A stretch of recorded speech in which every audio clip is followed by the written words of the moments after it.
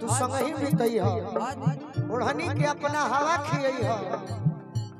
अगस्त में उठ लाल लाल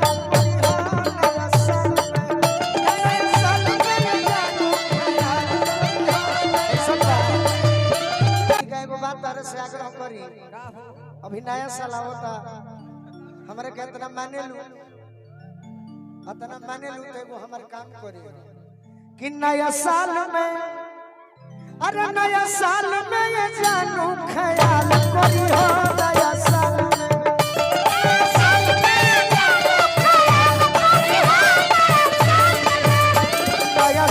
में नया साल में ये जानू ख्याल करी हो नया साल में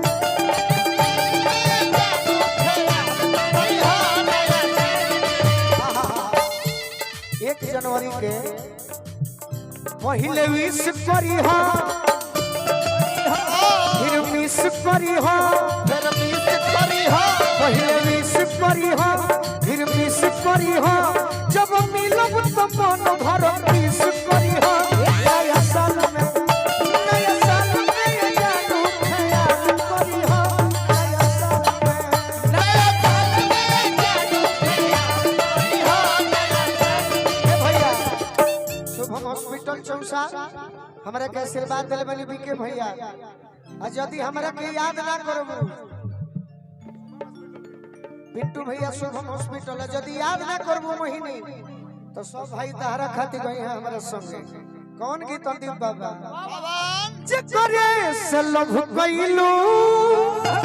ओकरे से परेशानी बा ये सनमी करम तोहरो लागे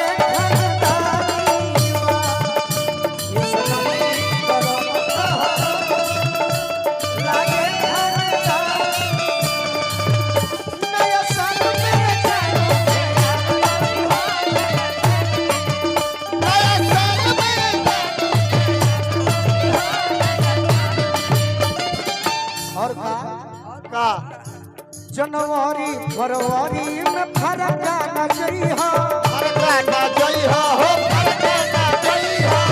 मार्च के महीना तू संग ही बीतई हो जनवरी फरवरी संग ही बीतई हो मार्च के महीना में फरका ना जई हो अप्रैल में का करबो अप्रैल में खिड़की से चाल करी हो नया साल में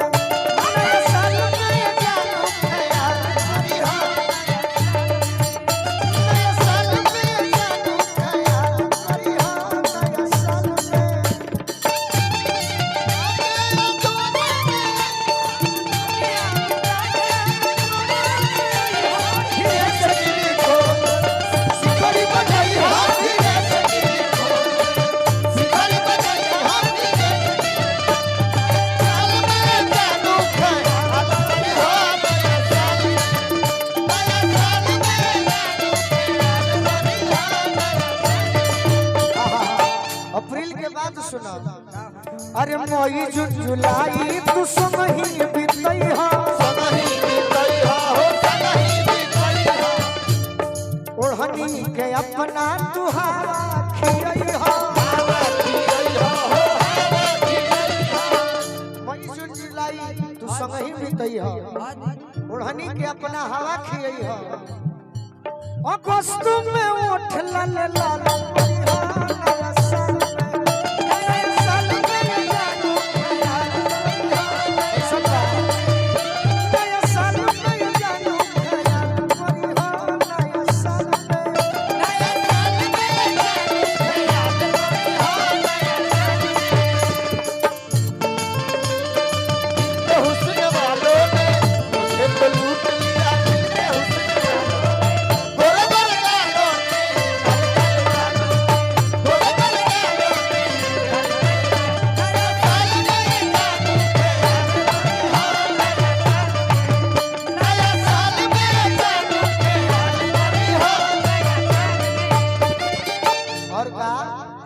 अक्टूबर नवंबर दिसंबर माह में सुन संग दिल के तू रखी हो निगाह में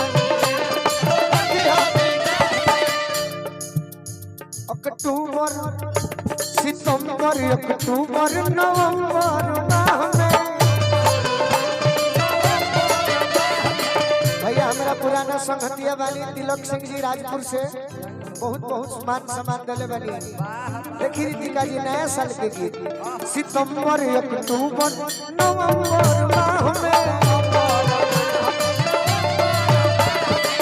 सुन संग दिल के तू रखी हट गाह में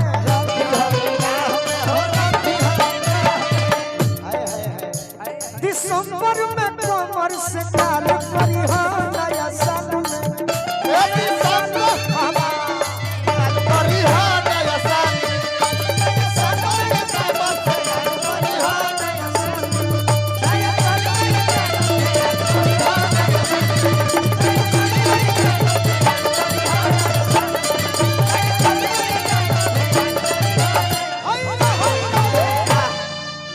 लड़का के बड़े पापा जी हमारे के 500 रुपए का आशीर्वाद दिले।